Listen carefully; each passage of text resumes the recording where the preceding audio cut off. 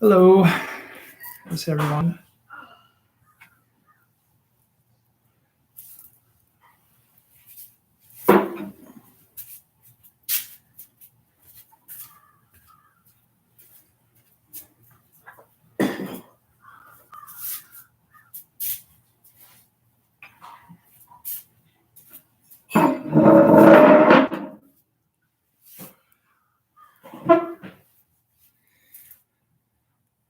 The bunnies? Okay, you're gonna have to tell me about the bunnies.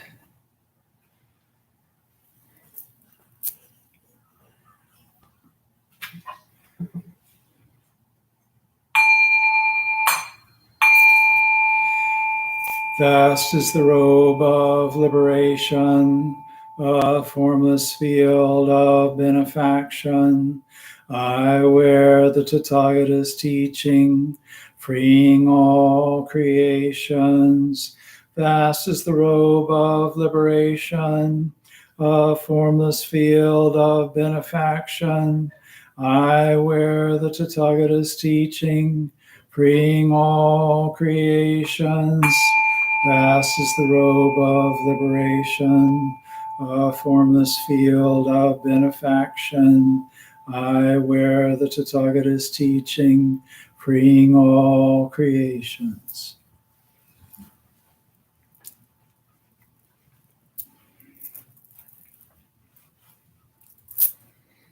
Hello, Matthew.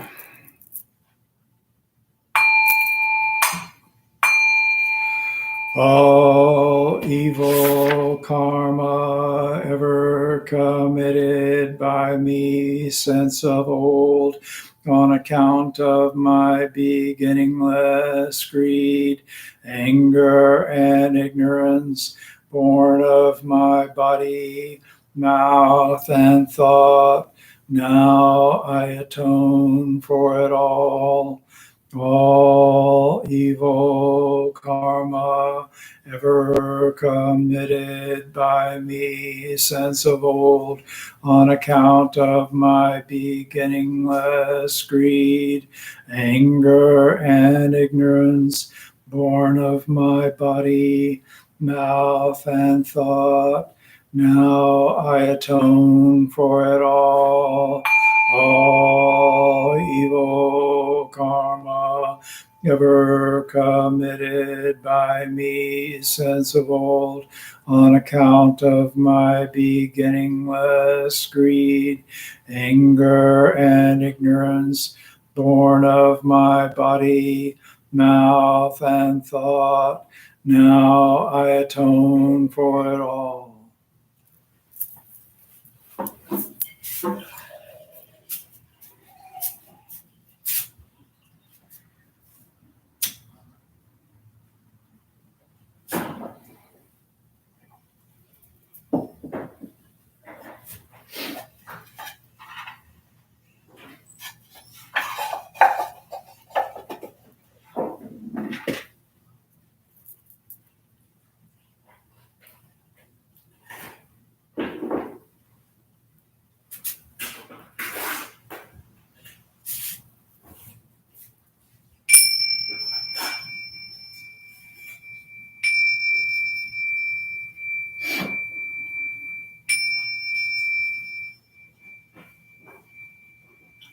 Fragrance of this incense invites the awakened mind to be present with us now.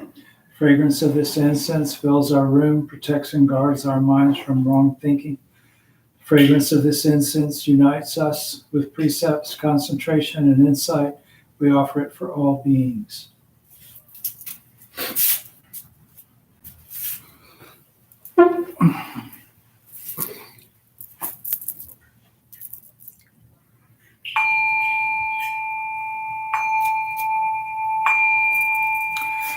Namo tassa bhagavato arahato samma sambuddhassa.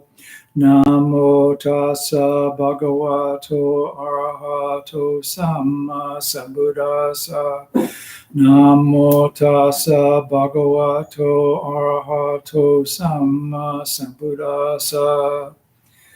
I go to the Buddha for guidance. I shall become one with the Buddha. I resolve that I shall each day follow the way of life he laid down for us to walk and awaken to his supreme wisdom. I go to the Dharma for guidance. I shall become one with the Dharma. The gates of Dharma are manifold. I vow to enter them all. The goal of wisdom is ever beyond. I shall attain it. I go to the Sangha for guidance. I shall become one with the Sangha. In the spirit of universal fellowship and as a member of the Sangha, I pledge myself to strive for the enlightenment of all beings. The Metta Sutta. This is what should be done by one who is skilled in goodness and who knows the path of peace. Let them be able and upright, straightforward and gentle in speech, humble and not conceited, contented and easily satisfied, unburdened with duties and frugal in their ways, peaceful and calm and wise and skillful, not proud and demanding in nature. Let them not do the slightest thing that the wise would later reprove. Wishing in gladness and in safety, may all beings be at ease. Whatever living beings there may be, whether they are weak or strong, omitting none, the great or the mighty, medium, short or small, the seen and the unseen, those living near and far away, those born and to be born, may all beings be at ease. Let none deceive another or despise any being in any state. Let none through anger or ill will wish harm upon another. Even as a mother protects with her life her child, her only child, so with a boundless heart should one cherish all living beings, radiating kindness over the entire world, spreading upward to the skies and downward to the depths, outward and unbounded, freed from hatred and ill will, whether standing or walking, sitting or lying down, free from drowsiness, one should sustain this recollection. This is said to be the sublime abiding. By not holding to fixed views, the pure-hearted one, having clarity of vision, being freed from all sense desires, is not born again into the world of suffering. Metta prayer. May I be happy and well. May no harm come to me. May I learn compassion. May all my friends, family, and those I love be happy and well. May no harm come to them. May they learn compassion. May all those troubled in body, mind, and spirit be happy and well. May no harm come to them. May they learn compassion. May all those who have hurt me in body, mind, and spirit be happy and well. May no harm come to them. May they learn compassion. May all those I have hurt in body, mind, and spirit be happy and well. May no harm come to them. May they learn compassion. May all my enemies be happy and well. May no harm come to them. May they learn compassion. May all living beings be happy and well. May no harm come to them. May they learn compassion.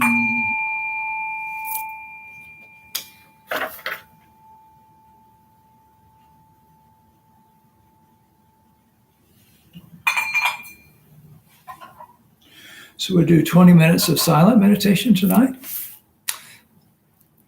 Hi, Shani.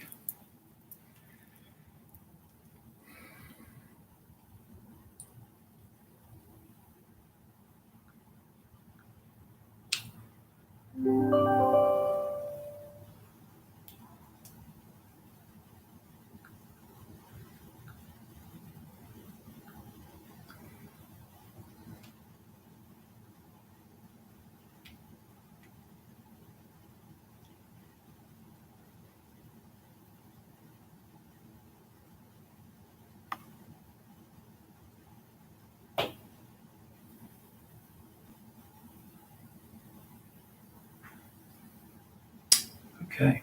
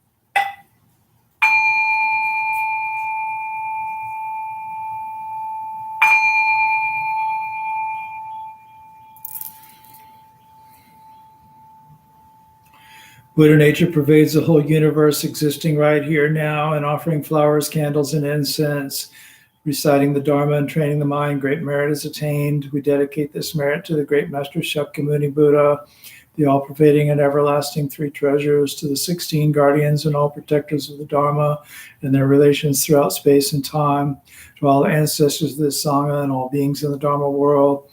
May penetrating light dispel the darkness of ignorance, that all karma be resolved in the mind flower bloom in eternal spring. May the Dharma body maintain strength and health, and years of life be lengthened for all teachers of this Sangha. May their vows be fully realized, and may they live in perfect peace with Buddha Dharma. We pray for those suffering from violence and those who grieve for them, for those living in oppression, for all who are imprisoned who should be free, for all refugees from violence, hunger, and catastrophe, man-made or natural. We pray for the health and well-being of those suffering from diseases of body, mind, or spirit, those working toward the healing of those afflictions. We pray for those suffering from disease, those working to protect and treat them, and those grieving for people lost to the pandemic. May they be serene through all their troubles, and may we realize the enlightened way together. Sabbe sata sadahantu avera sukha jivino katang punya phalang maihang sabbe bhagi bhavantu te. May all beings always live happily, free from animosity. May all share in the blessings that spring from the good we have done.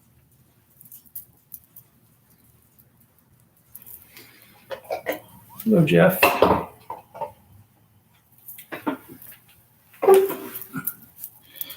Move a little closer.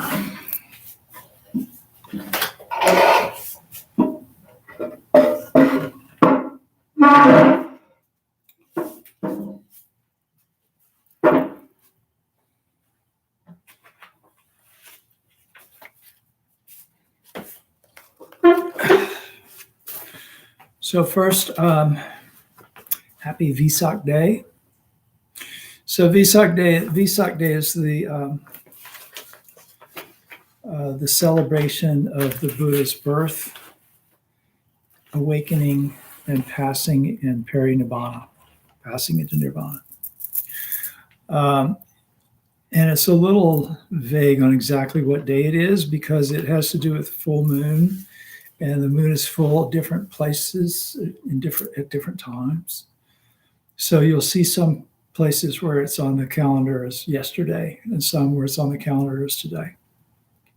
And at White Sands, we're celebrating it on Sunday, because that's when services are. So, you can celebrate Buddha's birthday pretty much anytime you want to, because it's we're born and reborn every minute, many times a minute. So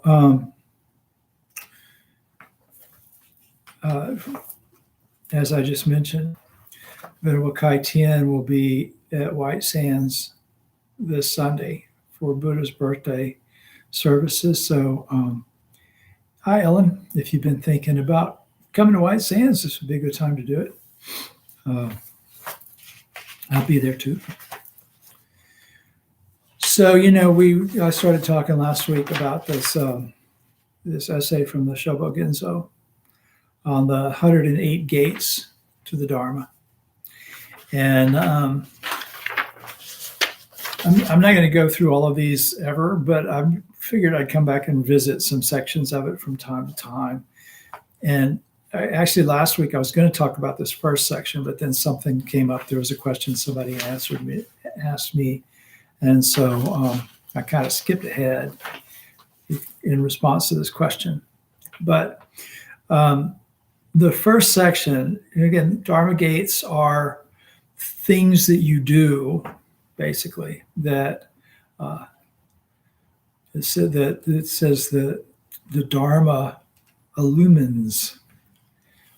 The Dharma lights it up. Basically, they're wisdom revealed. You go through the Dharma gate and wisdom is revealed to you. And this first section is pretty cool. It says, right trust is a gate to what the Dharma illumines, for thereby we keep our persevering mind from being defeated. So right trust, this it's not in the Noble Eightfold Path. Right trust is not one of them.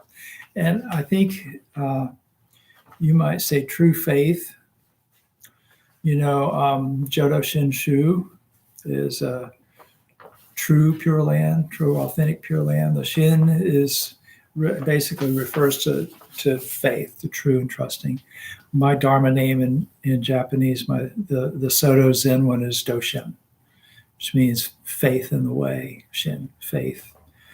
So I think you could say right trust is faith, authentic faith.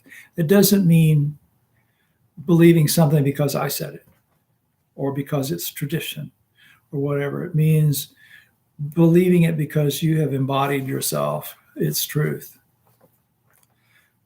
Chew on that one for a while. That illumines for thereby we keep our persevering mind from being defeated.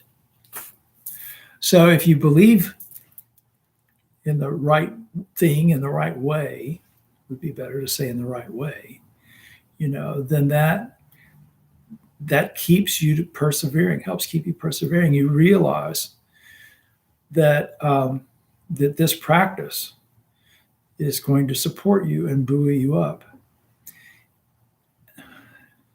An interesting thing happens. I think I'll come back to this because, but there's an interesting thing that happens as a result of Buddhist practice. You come into it thinking you're going to, the awakening is possible. And that if you do these things that lead to awakening, you will wake up. And then as you start to wake up, that reinforces that belief. A pure heart is a gate to what the Dharma illumines, for it is not sullied by defilements. In other words, it's not the true heart, the pure mind is the way to access the Dharma. So a lot of the time you think, oh, well, you learn about the Dharma and that's how you're going to have a pure mind. No, you purify your mind. And that's how you access the Dharma. You can see it because you have started letting go of the things that get in the way of your ability to see it. Joy is a gate to what the Dharma illumines, for it is evidence of a tranquil mind.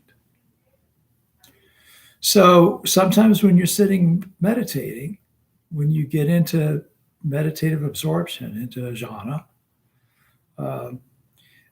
or basically you just kind of stop doing the stuff that usually is creating suffering and stress in your mind, you get this feeling of, oh, this is what this feels like when that stops. That's a joyful feeling. And this goes back to, one of the classical teachings, the seven factors of enlightenment. And one of them is piti, P-I-T-I. It doesn't sound joyful, but basically it's bliss, joyfulness, blissfulness. If we start to experience this, and it shows us this is what the Dharma can do, that this is what it's like when you access this wisdom, the Dharma, you access this truth, that you get this joyful feeling. Because why do you do this practice? Because you want to deal with your suffering, your stress in more skillful ways. And when you do that, you get less of it, and that feels good. A loving feeling of ease is a gate to what the Dharma illumines, for it purifies our mind. I want to find some other alternative translations of this and see if I can come up a little bit better with what Dogen probably originally said. But it sounds as if he's talking about what? If it was a little faster here, I'd make somebody put it in chat. But I know the lag is so much that we'll be moved on for 5 minutes by the time you get a chance to answer. And I see it. Sounds like you're talking about metta, goodwill. We just chanted about it, right? May I be happy and well. May all the people I love be happy and well. May my enemies be happy and well. A loving feeling of ease. So we don't do that metta bhavana because it's a lot of work. We do that because it's a way to liberate ourselves. It's a way to wake ourselves up by developing goodwill for ourselves and others. So I want to read you something else. This came to mind when I was thinking about these Dharma gates. So this book, I like this book. It's called Ocean, and it's an introduction to Jodo Shinshu Buddhism, and it's by Kenneth K. Tanaka. Tanaka is a friend of Koyo Kabose's, or acquaintance. I don't know. They know each other anyway. And Koyo introduced me to him via email at some point in the past. I think because Dr. Tanaka, he's a professor of religious studies. And I think he was at New York University at the time. He was in the U.S. when I first corresponded with him. Anyway, he had an interest in REBT, Rational Emotive Behavior Therapy, and Buddhism. And so, and Reverend Kabose knew that I had this similar interest. And so we communicated with each other a bit. Anyway, he seems like a really, really nice guy. I haven't met him face to face, but I like this book. And in the introduction, he tells this story. He much like me, he was repeating a story that he heard from another minister, and he can't remember who the minister was. You know, it's kind of unfortunate when you read a book and you hear a great story and you can't say, so I heard this story somewhere and I can't remember where. Well, it's nice to read this and see that other people do that also. Anyway, I remember where this came from, though. So he's telling this story. He says, at night, a ship leaves the port on a tropical island. After many hours on the high seas, a sailor falls overboard. No one on the ship notices that the man is missing, and the ship sails on its way. The water is chilly, and the waves are choppy. It is hauntingly dark. The sailor paddles frantically to keep afloat. He then starts to swim toward an island he saw before he fell overboard. But he has lost all sense of direction, so he's not sure that he's heading the right way. Though he is a good swimmer, his arms and legs soon grow weary. His lungs are tired, and he gasps for air. The sailor feels lost and totally alone in the middle of the ocean. This could be the end for him. As despair overcomes him, his energy drains from him like sand from an hourglass. He begins to choke on the water, slapping his face, and he can feel his body being dragged under. At this instant, he hears a voice from the depths of the ocean. Let go. Let go of your striving. You're fine just as you are. Namo Amida Butsu. For those of you who don't know, in Pure Land Buddhism, you say Namo Amitabha Buddha. In Japanese, that's Namo Amida Butsu. The sailor hears this voice and stops his useful striving to swim in his own power. Instead, he turns over on his back with limbs outstretched as if he were lying in his backyard hammock on a lazy Sunday afternoon. He's overjoyed to find that the ocean holds him afloat without any effort on his part. Now the water feels warm and the waves are calm. The ocean that seemed ready to drag him under now caresses him. He's grateful and happy to know that he is all right. He realizes that he was fine all along. He just didn't know it. The ocean has not changed at all. By changing his thinking, the sailor's relationship with the ocean has changed. The sea changed from being a dangerous and frightening enemy to a friend who embraced and supported him. The sailor knows that he can't stay afloat forever in the middle of the ocean. If he had no worldly obligations, maybe he could afford to stay and rest in this joyful calm. But the image of his wife and children waiting anxiously at home inspires him to try to reach the shore. He begins to swim as before, but with one important difference. He now trusts the ocean as he would a caring and protecting loved one. He knows that whenever he becomes tired, he can let go, and the ocean will support him. More importantly, he now knows that while he swims, it is the power of the ocean, not his own power, that keeps him afloat. Yes, he moves his limbs to swim, but he's learned he can stay afloat by not striving. Now that he feels safe in the arms of the sea, the sailor can think about finding the island. He studies the positions of the stars and the moon and the direction of the wind. Using his training as a sailor, he imagines where the island might be and moves toward it. The swimmer has no guarantee that he's chosen the right direction, but he is now sure that the ocean will not let him drown. Eventually, he will reach the island. In appreciation for this newfound confidence and joy, the sailor hears himself uttering Namo Amida Butsu.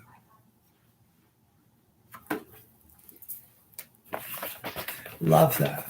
Love that. It's one of the best Dharma teachings I think I've ever encountered. It's very much, it's a beautiful metaphor of what spiritual practice is really like.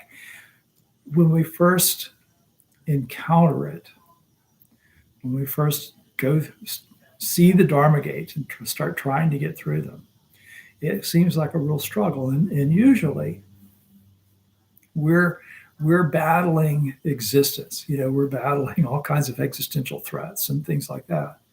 And that's why we're looking for something. And one of the first moments of awakening is when we realize that not striving is the kind of striving we need to do, right? It seems counterintuitive. Well, it seems like an oxymoron, really, but the way to strive is to not strive, to let go. And if you were in this situation where you were afraid you were going to drown, you would probably be panicked and flailing away at the waves. I would, I'm sure. And to get to that point where you can go, okay, look, I can float. I can be supported. That's a scary thing. Scary thing. And a lot of times we don't do it until we're really at that point where we think we're going to drown anyway. So we might as well let go. And when you hear this story, it's so clear that this mechanism, this ability to kind of let yourself be buoyed by the existence, the ground of being, whatever you want to call it, God, etc., is present in all religions.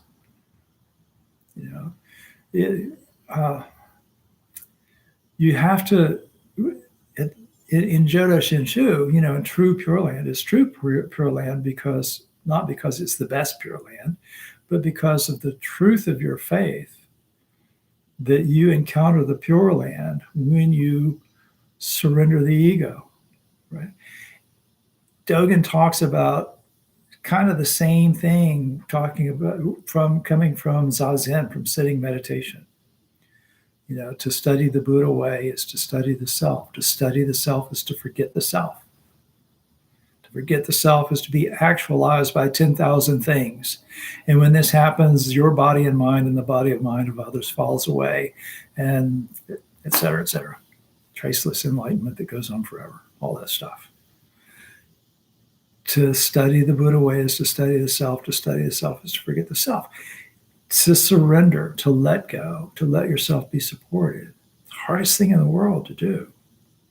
But that's where the practice is headed when you let it take you there. And so, right trust, true and trusting, Shinjin, is a gate to what the Dharma illumines. For thereby we keep our persevering mind from being defeated. If you try to do this all on your own, you're just going to butt up against walls.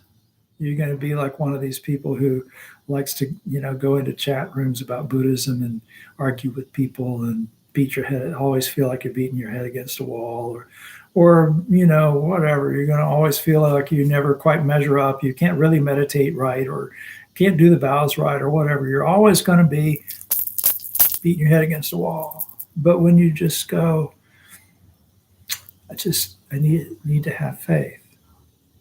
I need to trust that this is going to be okay. Then you can persevere.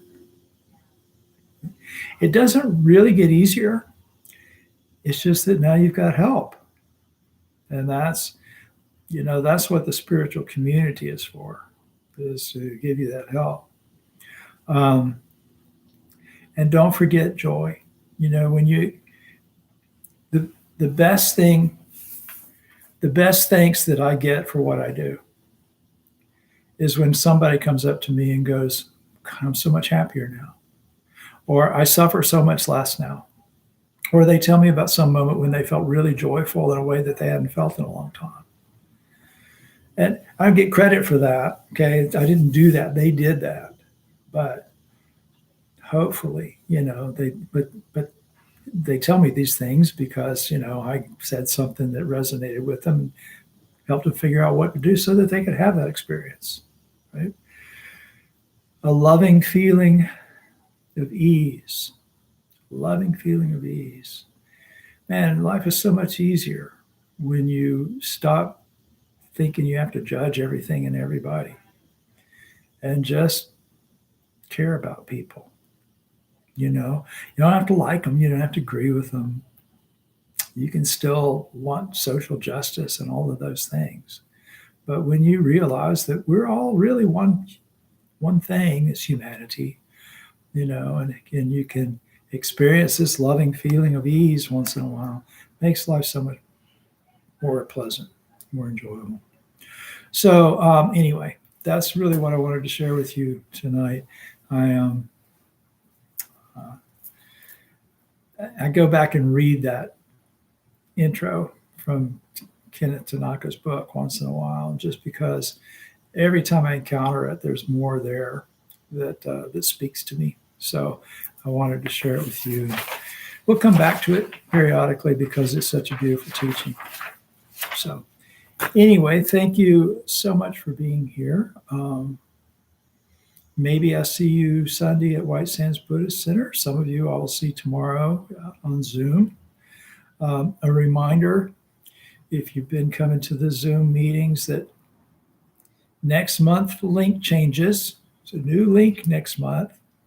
So make sure you got that so you're not emailing me going, how come I can't get into the room? I get couple of those every time I change the link, and I understand because you've been using the same link, and all of a sudden it's not there. And then after that, we're going to work on the Pure Land Sutras, which is kind of one of the reasons why I was thinking about Tanaka's book. Really, was because I'm kind of looking at how to approach those. So I have put the link in the email notice. Started that this week. So it'll be in there when you get it, the link to the PDF of the Pure Land Sutras. So there's 3 of them. It's not hugely long. I haven't quite figured out how many weeks it's going to take us to get through yet, but probably not more than 6, and I think less than that. Anyway, we'll figure that out. So thank you again. I look forward to seeing you soon. Have a great evening.